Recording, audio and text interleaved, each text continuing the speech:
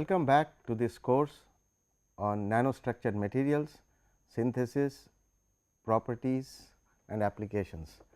Today is the concluding lecture of this course, which spanned over 40 lectures in 4 modules. So, today is the 12th lecture of module 4 and the 40th lecture of the overall course on nanostructured materials. And in this course, we have covered various aspects of nanotechnology from synthesis to applications. So, module 4, we are referring today to module 4 lecture 12 and this is the concluding lecture, the last lecture on this course of nanostructured materials, synthesis, structure and properties. So, what did we learn in this course? We learned that what is a nanomaterial. Okay. So, for example, we defined any nanomaterial having size between 1 to 100 nanometer. This is considered to be a region where any particle, any object having this size, we refer to that as nanomaterial. Now, with that size, there has to be some change in property, in the type of property, maybe a magnetic property, an optical property, etc. So, what are these different properties which occur at this nanoscale? For example, we learned that gold, if you reduce the size of gold, it can have different colors depending on what is the size. So, gold is normally yellow in color, it can be red in color or green in color depending on the size of the particles of gold. So, this is the optical property of nanoparticles, an example of a metal nanoparticle. Similarly, we looked at optical properties of semiconductor nanoparticles, for example, quantum dots. So, what are quantum dots? For example, we studied quantum dots like cadmium selenide or cadmium sulphide. If you make particles of such semiconductors which fall in the dimensions of less than say 10 nanometer, then you can see quantum size effects, and quantum size effects lead to changes in the energy band diagrams, right, and this change in the energy band diagram leads to change in the color. So, based on that, we call them quantum dots if they are spherical. Okay. However, we can also discuss nanoparticles not only in 3 dimensions, but in 1 dimension or 2 dimensions. So, in 1 dimension, for example, you have a long wire. Okay. Now, this may be a few nanometers, okay, say 1 or 5 to 20 nanometers or 30 nanometers, whereas this is like 5000 nanometers, okay, which is like 5 microns. Okay. Then this will be called a quantum wire, okay, or this is a 1 dimensional nanostructure. So, different types of nanostructures we studied. They can be 0 dimensional like quantum dots, 1 dimensional like quantum wires, or they can be plate like objects which are like 2 dimensions are in nanometer scale, and you can have the length and breadth. For example, you can have something in nanometer dimensions in this direction, okay, and in this case you have these large in say micron dimension. Okay. So, in a plate you can have a nano dimension. but you can also have a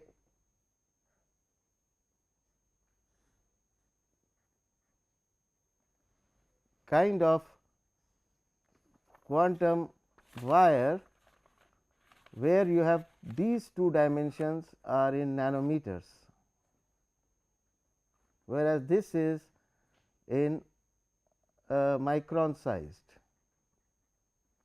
Okay. So, this is the quantum wire we are referring to. Okay. So, two dimensions are in nanometers and it is one dimension is very large. So, this is a quantum wire, it is called one dimensional nanostructure, and this is like 2D, or you can have what is called a quantum well.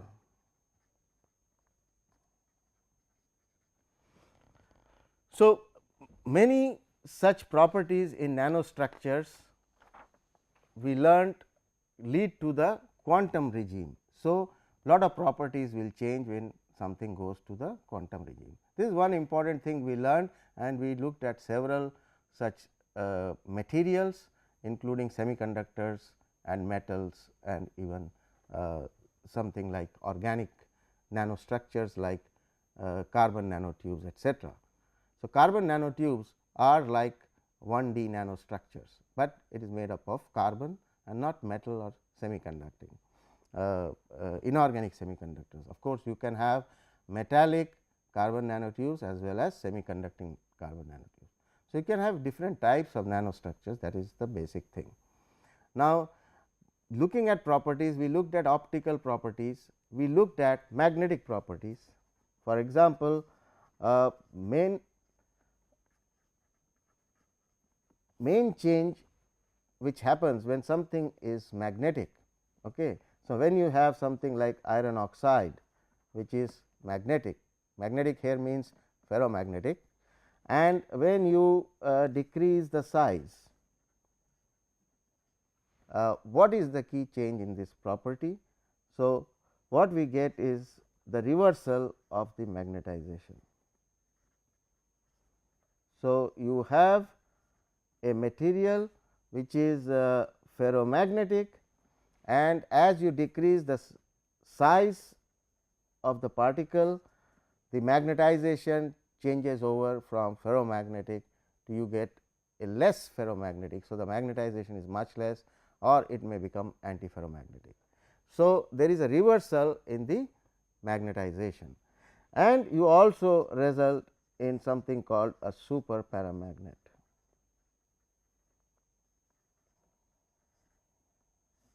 Okay, at a particular when you make small sized magnetic particles. And then we also looked at what are the applications of such magnetic nanoparticles, and they have huge applications, especially in drug delivery, etc., where if you make conjugates of the magnetic particle, say you have a magnetic nanoparticle and you make a conjugate with a drug. So, this will be called a bioconjugate, and this can be used for drug delivery. Since you can guide the drug which is attached to the magnetic nanoparticle based on a magnetic field. So, since the magnetic nanoparticle will move as you guide it with a magnetic field, and along with that it will carry the drug particle and take it to the place where the magnetic nanoparticle is being guided to. So, that is the way you can make drug delivery possible using the magnetic property of nanoparticles. So, this is another key important property we studied in nano dimensions, where its use in medicine and drug delivery has been discussed in this course. However, in magnetic nanoparticles being used for drug delivery, the size of the nanoparticle is not critically low like required for observation of quantum phenomena. So, you can use large sized nanoparticle, for example, 100 nanometer particle can be used for drug delivery. It need not be 2 nanometer or 5 nanometer etcetera, which is essential to see quantum effects, but that is not necessary, that size is not necessary for looking at the magnetic properties of nanoparticles for in drug delivery or in nanomedicine. So, these are some simple differences when you do nanoparticles for various applications. You have to keep in mind that if you are looking for an application which depends on the quantum effect of nanoparticles, then you have to work with very small particles of the range of 2, 3, 4, 5 or 10 nanometers. Whereas, if you are looking for an application involving some biomolecule or conjugation to a drug molecule, then that size can be larger, can be 40 nanometers, 50 nanometers. Then it will depend on some other properties, like what is the size of particle which will penetrate across a cell wall, is it important, those, or which will go move across a membrane in a living system. Those will be concerns which are of more interest rather than the quantum effects of the nanoparticle. So, one has to keep in mind these things. So, we certainly discussed optical properties and magnetic properties, and there are other effects of nano dimension materials which we discussed. For example, you have something like field emission. So, field emission means you apply an electric field and you get electrons. So, you apply an electric field and electrons are ejected out of the material. So, if you have a nano structure with a fine tip, then it is easy for electrons to come out. So, many one dimensional nanostructures of materials like lanthanum hexaboride or carbon nanotubes have been used to make field emitters, and here the dimensions of these rods and especially at the tip, what is the diameter, that is very important. A sharp tip will be very good for the electron emission. And so, these properties again field emission depends a lot on how you have created these nanostructures. So, there are several techniques on the synthesis. So, few of these particles I just went through. Now, the synthesis also we discussed in a very elaborate fashion. For example, you have the top down method, and where you have a large particle and then you slowly break it into small particles, many small particles. So, this is the top down approach, and this is also called the physical route, and it is highly energy intensive. Okay. But the bottom up approach is also called the chemical routes,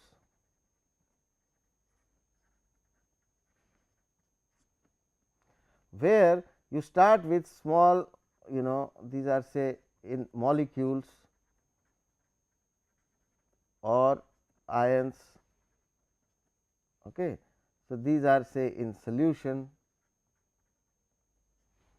and from that you build them. So, you assemble these particles such that this becomes a nanoparticle. So, this is the chemical route where you are taking small sized objects and assembling them. So, you have top down method and you have bottom up method. This is a physical method, energy intensive, you may need lasers or you may need electron beam or ion beams. So, high energy situation, whereas here you do work with solutions and chemistry etcetera. And some of the important chemical routes we discussed are, for example, the solvo thermal routes, and then which of course includes hydrothermal. If the solvent is water, then it is the hydrothermal route. and you also we discussed surfactant mediated routes. So, you can use surfactant as templates, and you can also use surfactant to make microemulsions, and using microemulsions, especially reverse micelles, we can control the size of particles very effectively. So, apart from that, you can work with, for example, sonochemistry, where you use something like ultrasound.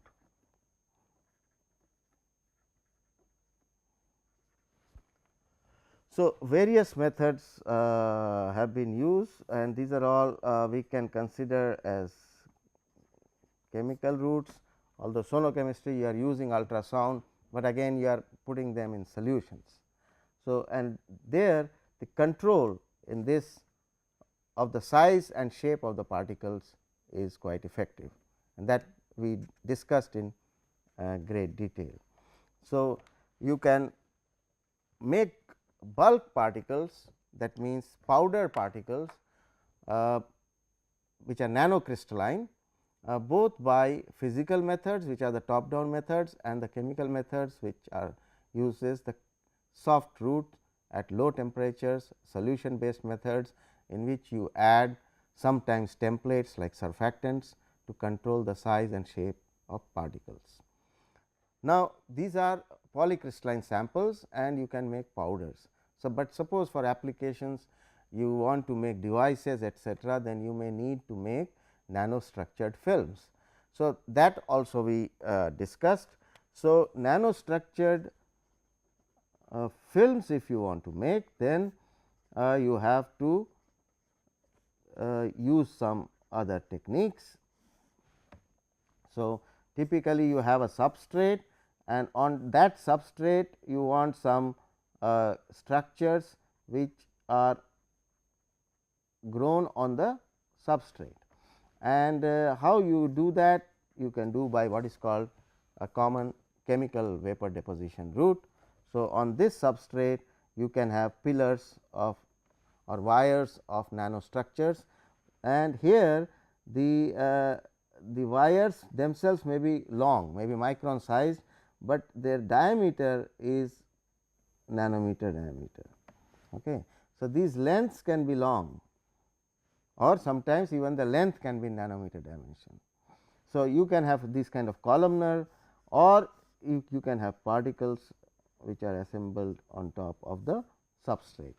So, one of the methods is CVD, but again you have various other techniques. You can do what is called LB film techniques, Langinger-Blodgett film techniques, that is a chemical route, or you can do physical vapor deposition routes, which include either resistive heating through a wire, or you can use electron beam, etcetera.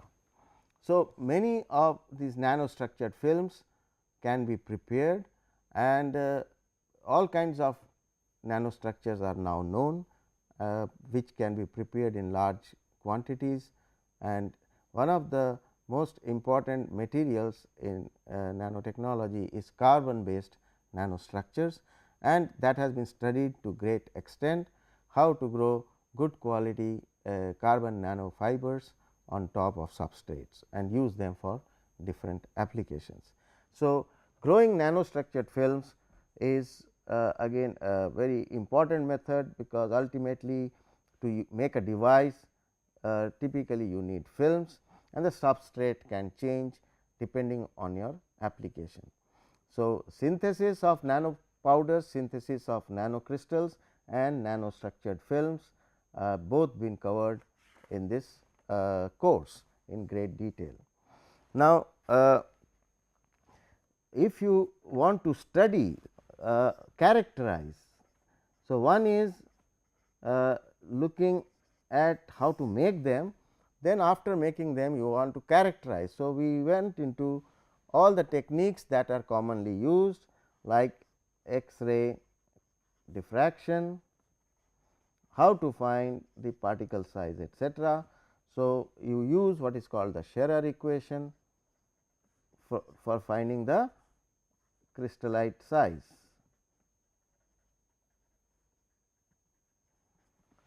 And you can also use what is called dynamic light scattering, where you use a laser light which scatters and finds the size of the particle, but here it is called particle size or grain size, and it is different from crystallite size. Particle size and crystallite size will be same only if these particles are single crystals, because X-ray finds out the using the Scherrer equation the size based on assuming the each crystal, whereas in light scattering it will find an object which is diffusing at a particular velocity, and from that try to calculate using the Stokes-Einstein equation about the size of the particle. So, it does not look at only whether it is single crystal or not, it finds a particle, and the particle can be made of 4 5 crystals together. So, then you will get a overall size in DLS, whereas in X-ray even if you have these kind of agglomerates, you will get only the size of a single crystal which is forming the agglomerate. So, that is why normally crystallite size will always be smaller, whereas light scattering will give you particle size which is larger, and the two will be same, the crystallite size and the particle size, only when these particles are single crystalline, then these two sizes will vanish. This is an important difference between crystallite size and particle size. So, you characterize the size using X-ray or light scattering or using electron microscopy. So, microscopy is an important technique in nanotechnology, and you can do scanning electron microscopy or transmission electron microscopy, and we have discussed them in great detail to look at the particles. If you have very small particles and you want to see high resolution, then you do what is called HRTEM. That means, you need a very high resolution and careful study, where you can then look at an array of particles, array of atoms, and sometimes you can go atomic resolution, and so you can find out exactly what is the size of your particle and also the phases which you are seeing. Okay. So, HRTEM is nothing but transmission electron microscopy, but you are doing in the high resolution mode, and apart from that you can find the composition of the particles etc., using electron microscopy by doing what is called the EDX electron diffraction energy dispersive X-ray analysis, or sometimes it is also called EDS, is the same thing, which is basically analyzes is the analysis of the material and it gives you the composition. So, if you have an EDAX attached to a TEM, you can do what is called TEM EDAX, and it is more precise because you are looking at very small grains, but if you are doing with SEM EDX, so the EDX, the detector is attached to the scanning electron microscope. It looks at a much larger area and not individual grains in an SEM, and so you get a average composition. So, average composition over many grains you get in SEM, whereas in TEM you can get more precise composition of single grains at which you are looking at. So, these are methods by which you can find the composition of the nanoparticles. So, these are for characterization you do X-ray diffraction, light scattering and electron microscopy to get the size of the particle, the shape of the particle, the composition of the particle. Now, if you want to look at what is the charge on the surface of the particle. So, what is the charge on the surface? Then you do what is called a zeta potential measurement, and this zeta potential is related to what is called Henry's law, and the instrumentation that you use is basically comes along with the light scattering machine. So, a DLS machine is attached with, you can analyze using a what is called a zeta sizer, or you can analyze the zeta potential using a light scattering machine with proper attachments. Okay. And you can also study variation of the zeta potential as you are changing the pH of the system. So, it is possible to study, which is a very important study, to understand how the pH is controlling the surface charge. So, that kind of work is possible in modern day equipments, where light scattering and zeta potential both can be measured, and also measured as a function of change in the pH of the system. So, these are some techniques by which you can measure the particle size, shape and surface charge of the system. Now, the two main equipments which change the face of nanotechnology, because of which nanotechnology became very important or very famous, are the AFM and the STM. So, the discovery of AFM and STM by Benig and Rohrer, who got the Nobel Prize, along with Ruska, who had discovered the electron microscope long back. So, three of them got the Nobel Prize, but this was in around 1985-86 that these two were discovered, and hence nanotechnology became very important after 1985-86 in the 1990s. And the atomic force microscope can measure all type of samples,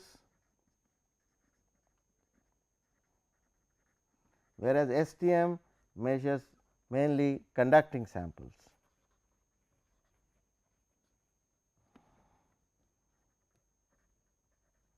So, here tunneling current is measured,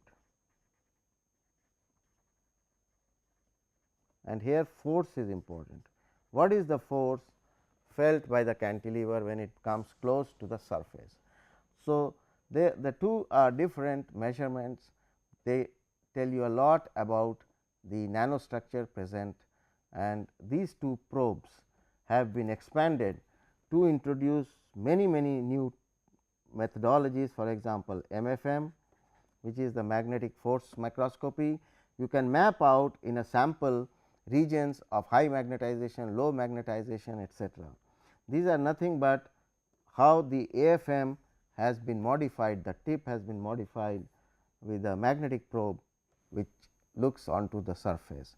So, all types of techniques you can have what is called the scanning electrochemical microscope, and like that many microscopes are possible. Altogether they are called SPM, which means scanning probe microscopy. So, scanning probe microscopy is the common name for this whole lot of techniques, which is the cornerstone of nanotechnology, and one comes across measurements using some form or the other of the scanning probe microscopy in this area of research or of nanoscience and nanotechnology. So, the basics of AFM, STM, etc., we have discussed in length, and we had looked at the images that they generate and how to understand nanostructures using scanning probe microscopy has been dealt in great detail in this course. Now, apart from these X-ray techniques, microscopy and scanning probe techniques, what are the other techniques that people are using? Now, this AFM people also use in conjunction with what is called confocal microscopy.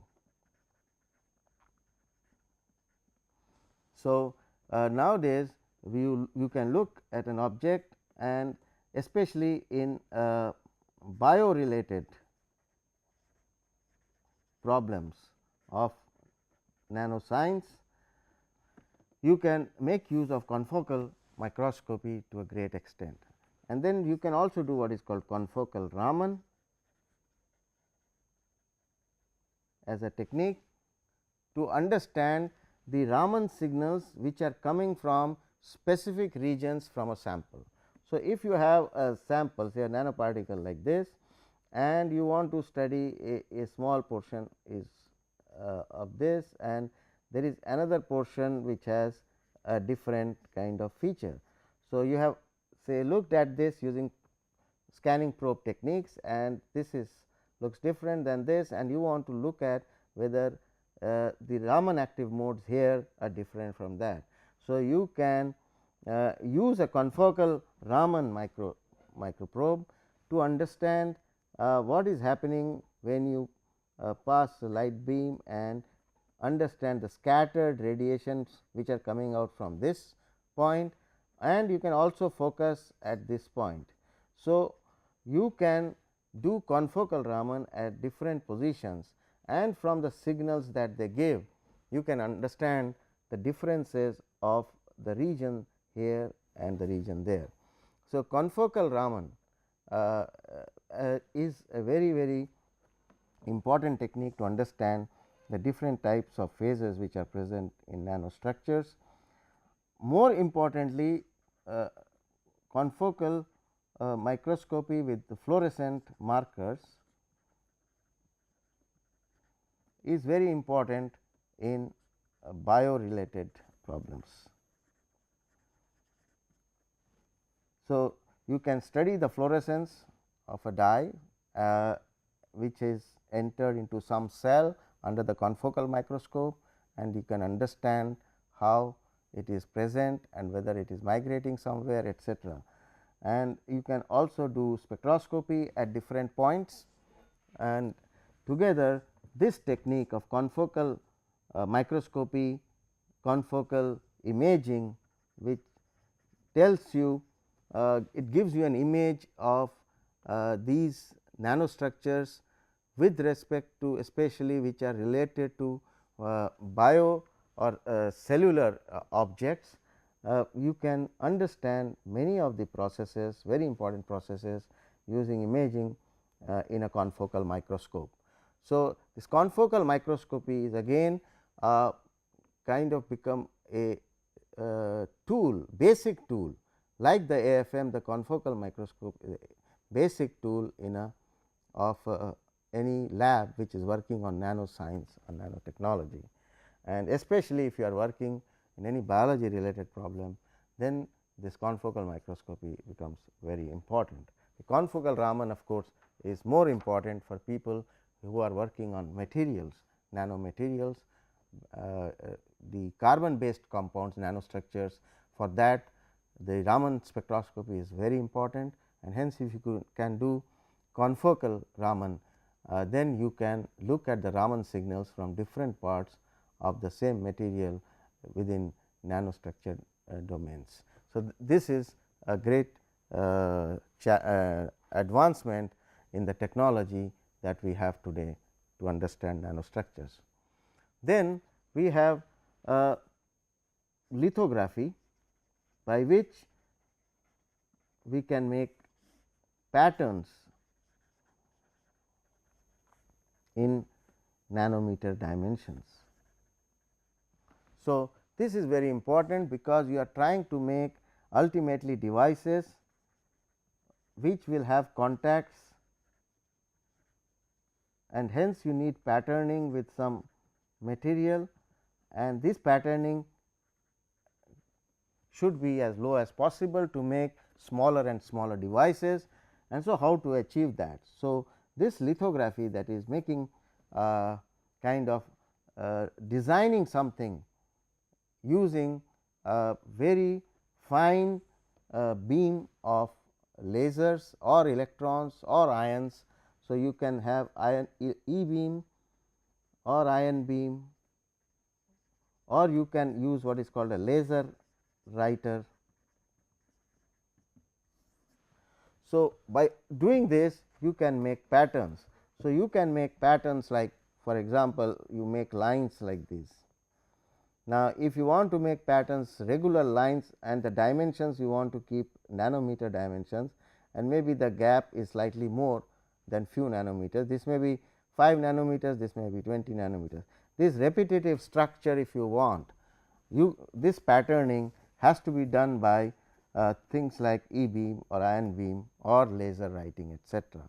And so, we have now commercial E beam writers. So, you can have like in an electron microscope, here also you can have a source of electrons, but then that electron beam can be manipulated so that it can move like moving of a pen. So, you can manipulate the electron beam like you can manipulate the pen. So, and hence it is called a E beam writer, because what you are writing here in ink, you are writing with electrons. So, that is called an E beam writer. So, you need to control the electron beam very carefully, and commercial machines are available where you can use E beam writing to make patterns. So, and that is called E beam lithography, and you can even have robotic arms to move the samples within the E beam writer and place it such that you do not very accurate positioning of the sample can be done. So, accurate positioning of the sample is important, because otherwise you cannot make patterns which are nanometer dimensions unless you have very accurate positioning systems. So, these are now available. So, the technology has really moved in finding out methods how you can make finer and finer tracks or circuits based on some material. So, you can write with any atom. So, you can use an ion source to pattern a particular kind of element on top of the substrate. So, this has been people have been doing for some time. Like that, we discussed many other methods how you can make patterns on surfaces, and E beam writing is one such method. So, lithography is a big and challenging problem and also solution for nanotechnology, which requires advanced laboratory, which requires clean rooms, and everything has to be dust free. You have instruments within clean rooms, and you have to have characterization facilities within clean rooms, because you are talking of very, very small dimensions, and in such kind of E beam writing or ion beam writing, if there are dust particles, they will scatter them and you will not get any accuracy. So, a very important thing in nanotechnology, especially if you are working in nano electronics, where you are trying to pattern circuits, is you need very good clean rooms, and these clean rooms are quite expensive, because you need to design these clean rooms with some particular conditions and flow rate of air, and filters for removing particles above a certain size, and based on these filters and what size of particles cannot enter that room, you have what we call several classes of clean room. So, class 10, class 100, class 1000. So, these tell you that you cannot, you have a room which is class 10, means particles smaller than 10 microns cannot enter that room. So, you have filters which can fill, this will be very expensive, and normally class 10 you normally have a small region in the laboratory which may be a small hood or something which is class 10. Ideally clean rooms are class 100 or class 1000 or class 10,000. So, class 10,000 is like not that great for doing nanoelectronics works.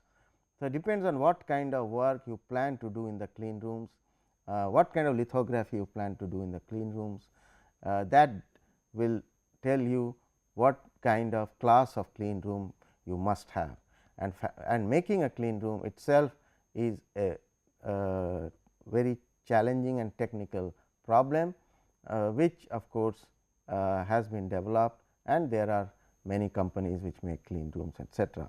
So, this is especially if you are working in nanoelectronics, etc. But if you are working with the solution based techniques and you want to pattern something, then a technique like dip pen lithography can be used, where it uses a solution with molecules, and this is based on like your inkjet printer prints on your paper. Like that you can have dip pen lithography, and you can have arrays of molecules of your choice, and you can make patterns out of these molecules.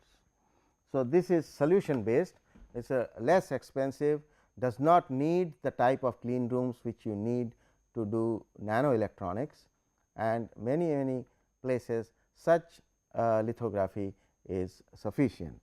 But to do really high quality nanoelectronics, you need to have clean rooms of the best quality. So, these are several of the characterization techniques which we have done, or fabrication techniques which we have discussed in various parts of the course.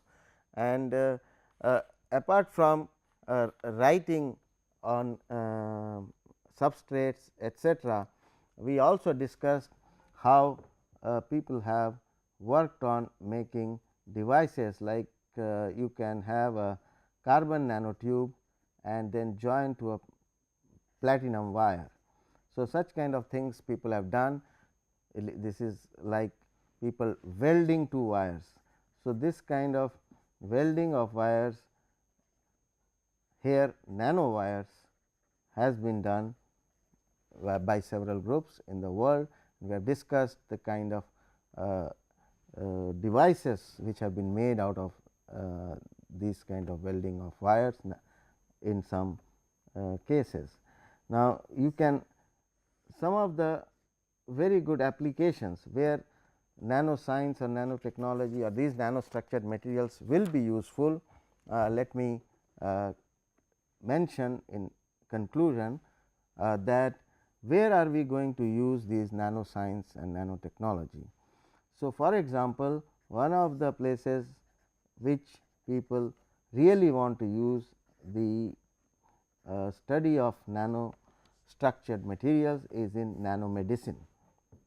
So, lot of research is going on targeted drug delivery or related aspects, and also people are trying to make nano capsules with the drug inside.